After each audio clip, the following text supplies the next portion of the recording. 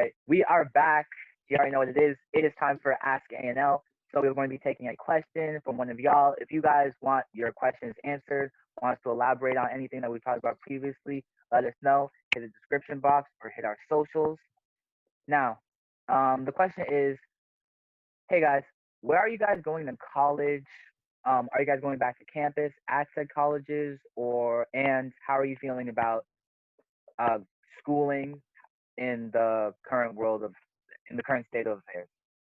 Ogman, want to take it first? Miami's a genius. So when he answers his question, just remember he's a genius. Okay. I'm going to Morehouse College in Atlanta, Georgia. Uh, it is an all-male college, HBCU. Uh, I am very excited to go. Was very excited to go, and then Georgia had to be a dumbass. So basically, I'm kind of stressed out about this whole thing for a lot of reasons. I'm personally very careful about this whole COVID thing.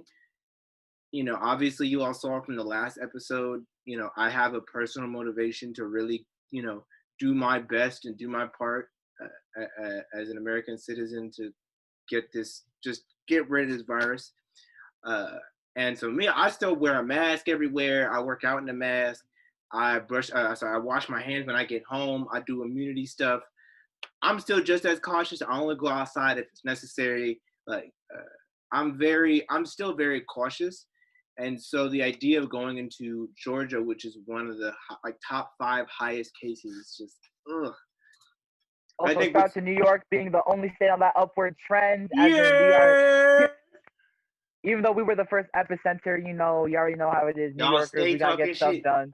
Y'all stay shout out talking to Cuomo. Shit. Shout out to Cuomo. But yeah. Anyway, continue. But yeah. I'm always cautious about this, but this is on a different level because the behavior around the COVID virus is disgusting. Like I said this in the last episode, but people are outside partying. Like people just don't care anymore. And I'm happy that Morehouse is taking measures into its own hands and is really taking this seriously. With the possibility for online classes, social distancing in the classroom, delayed entry into campus. But I think it's scary for me because the behavior around this shit when it comes to Georgia is just disappointing and disgusting. Especially because I feel like if y'all are interested in going back to working and living a normal life and partying, then stay indoors, period. And so that's kind of how I feel. All right, sorry. I just wanted to give a quick note about this. I mean, especially like because we're such a big country, I think it's been left stuff mostly to the state to decide the policies and rules that they're doing. However, during a different podcast I was on, y'all can check that out if you want to. I was one of several people that interviewed this journalist, Villa Rosa, and she talked about how a lot of like COVID relief and their plan for COVID has been left to the states. However, as like we can see that only New York, which was the original epicenter of the virus, is now the only state on the upward trend. As in New York, better with COVID, less cases, first day, and I think only state that had 0 deaths in a day. Also, I think, and to this point about the states, I think what's interesting is that you wouldn't see such a varied amount of progress. Like, I think that New York's progress would move slower if it was up to the federal government, but I think that Texas's progress would be faster. Yeah. But like, that's my main thing. All the state lines are just they're just invisible borders that we give ourselves. Meanwhile, people are moving in and out through states. So we have one states where lockdown, stay inside, wear a mask. And then in other states, there's no really like strict regulation on it. it's going to impede progress for everybody in the whole country, which is why I'm personally for federal regulation because especially like with New Zealand, like they handled it in 4 months. Their country is virus free now. So especially with like stuff like that, if we had a more unified federal response, it would be a lot better. And I think this is a perfect opportunity because if you look at it now, we have okay, we have the strategies that work and we have the strategies that don't work. Ban, don't let people walk into public places without a mask, right? That is a strategy that works. Social distance in every store, that is a strategy that works, right? So we can look to New York as a strategy for how to get rid of COVID, and we can veer away from these strategies of the countries that are not working. And now that we sort of have, I guess, data to see how it all goes down. Especially like not even only like New York, but I feel like other countries because even Yeah, though New York is on an upward trend, there are whole countries that are doing a lot better than us. So I feel like especially since like they're virus free now, I think we can cheat off their paper. Look at what they did facts. They're and done with the do test. it here because Uh, like what they did obviously worked to some degree. I mean, you look at But Thailand, right? You know, they social distance. They saw what it was, social distance, and they never had a virus. The virus never even hit them. Uh, and they're not close to the original epicenter of all this. exactly. Anyway, Uh, but to get back to the original question, my time to answer. I am an incoming student at Harvard College, and I actually do plan to be on campus in the fall. Also, as quick soon shout as possible. as soon as possible. But also, I wanted to pull this up.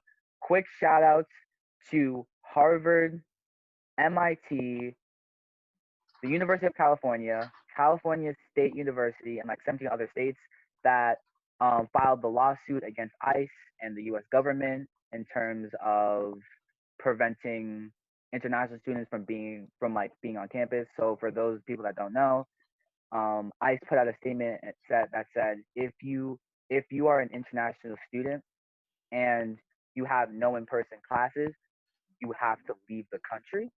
Like no ifs, ands, or buts about it. But a lot of institutions banded together, and we actually got like a big win on like the national stage.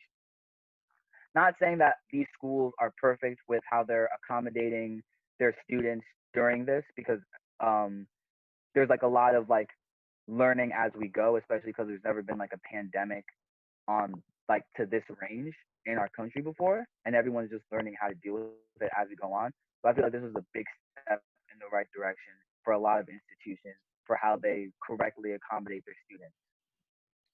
Thinking about it now, I feel like hearing you say it again, like I feel like the government is very focused on punishing people for not going to in-person schools. You know, like I feel like because with the whole thing with if schools are not in class, then we're cutting funding. If immigrants are not in class, then they're getting deported. There's this real push to get kids in class, which I don't really understand because it's not that big of a deal either way, whether we're in class or not in class. Uh, Do you but mean it like feels like, in-person class and online class? yeah. Just to Uh, clarify. and I, I don't know. This is my personal theory that it's more about getting rid of the fear of COVID, which is valid fear, which I don't really like.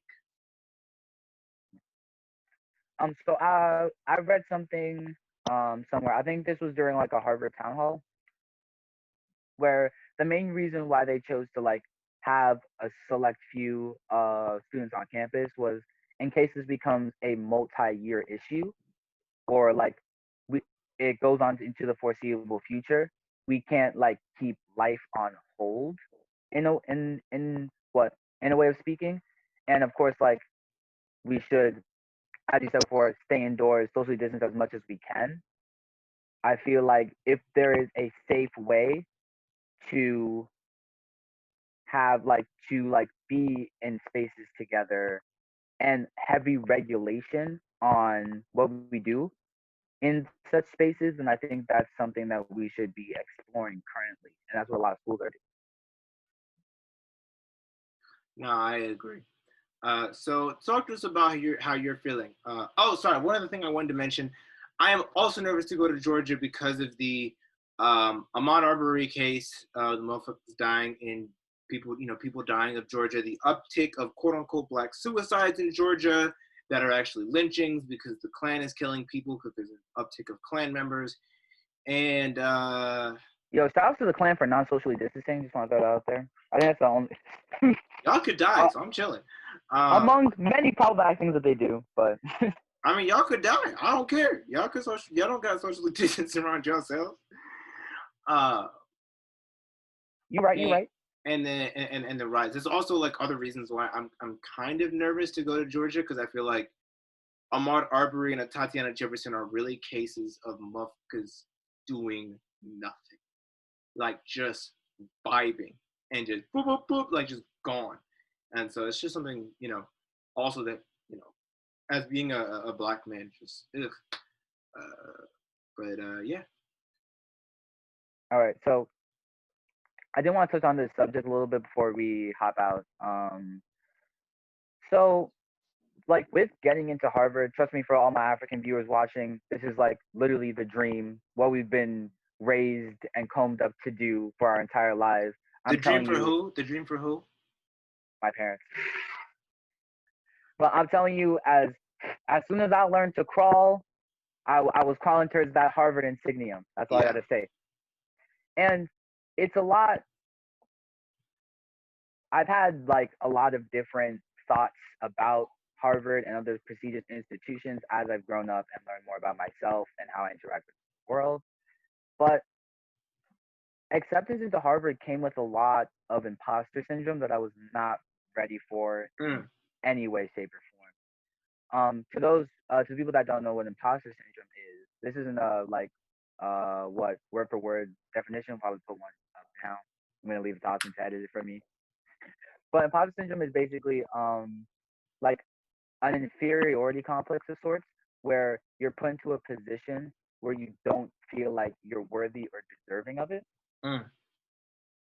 And uh, I heard of imposter syndrome before because I went to a really prestigious institution for high school, and there was a lot of talk about like if you're feeling imposter syndrome, how to deal with it. But that had never really resonated with me because I just saw my school as like a really pretty and big version of a regular high school in my mind. I just compartmentalized it. But there's a lot that comes with getting into a prestigious institution at the college level because I've heard about it all my life. I've seen things about it all my life. The weight that schools, like that prestigious schools like Harvard, Princeton, Yale, all those stuff have. And I didn't know that. I immediately like started second guessing myself. I told myself, "Oh, I didn't work that hard in the applications. I just got really lucky." And I started comparing myself to other incoming students. Like, oh, they did X, Y, and Z, and I only did A, B, and C, so I feel inferior to them, and I feel like they're This man was more at the beginning of the deserving. alphabet. They got all the way to the end. How did they get there? He always got jokes. He always got jokes. This says the man who said, I don't know who would, apply for president on Twitter. Sorry, go ahead. You're right. You're right. You're right. You're right. But especially, I've been looking a lot into that. Especially, of course, it's better now after like months of being able to rest with and like reflect on the decision and my actions. But I mean, and like the way yeah, I'll say my actions for now, for lack of a better term. But especially like it took a lot of like self reflection and thinking about who I am and the work that I've put in to earn what I have currently to help diminish feelings of like inferiority. Oh, that's deep. That's powerful. I never really think of it like that. You know, I've kind of been in the opposite situation where I've always been short shifted, where I feel like as hard as I put in effort, I don't get what I want, or I don't get the desired result. So it's interesting to hear from somebody opposite, and it's always to me what I'm learning, from hanging around smart people.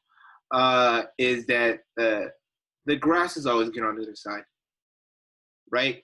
Because I think, man, it would be dope if I just got good grades. It would be dope if I, got into that dope college. Da, da, da. And like, only just, on the flip side is like, it would be dope if I knew that the work I put in was the reason I got somewhere. Especially because people are yelling about affirmative action every 3 seconds. That's one advantage I have. Ain't nobody yelling about no type of affirmative action. Nope. Although it is nice because I had such high competition in my high school for people who would get into Morehouse, right? I think there was like, God, there were so many black men in my high school. It was like all of like just me, and so it was a high competition. You know what I'm saying? But yeah, the grass is always greener on the other side. I feel like because it's like I just I would assume that Lambie's life is better, but it's not. It's always hard. No matter who it is, it's always hard. I feel like that's a great line to end it on. Thank you guys for coming, seeing this all the way through the end. This has been the ANL podcast. We thank y'all for watching. We thank y'all for tuning in. We'll see y'all around.